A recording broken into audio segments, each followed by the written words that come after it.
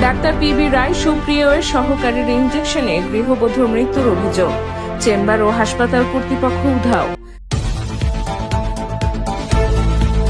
Kasba news TV সত্যের সন্ধানে।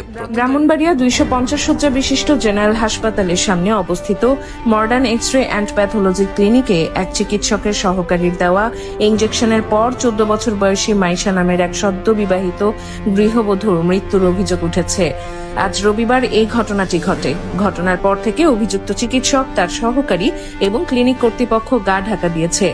নিহত মাইশা ব্রাহ্মণবাড়িয়ার নবীনগর উপজেলার বিদ্যাকোট এলাকার বাসিন্দা।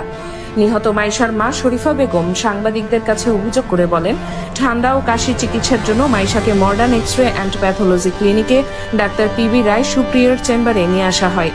সেখানে ডাক্তারের পরামর্শ অনুযায়ী তার সহকারী মাইশাকে একটি ইনজেকশন পুশ করেন। ইনজেকশনটি দেওয়ার সাথে সাথে মাইশার শরীরে তীব্র খিঁচুনি শুরু হয় এবং মুখ দিয়ে ফেনা বের হতে থাকে। অবস্থা আশঙ্কাজনক দেখে আমরা তাকে দ্রুত পাশে অবস্থিত 250 শয্যা বিশিষ্ট জেনারেল সদর হাসপাতালে নিয়ে যাই। সেখানে কর্তব্যরত চিকিৎসক পরীক্ষা নিরীক্ষা শেষে মাইশাকে মৃত ঘোষণা করেন।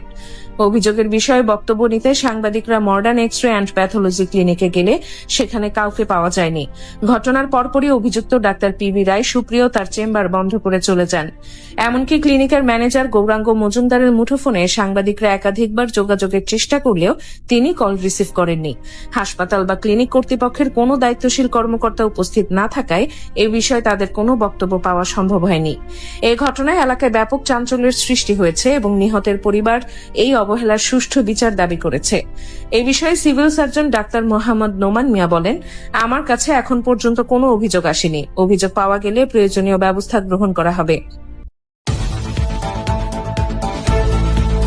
কসবা নিউজ টিভি সত্যের সন্ধানে প্রতিদিন।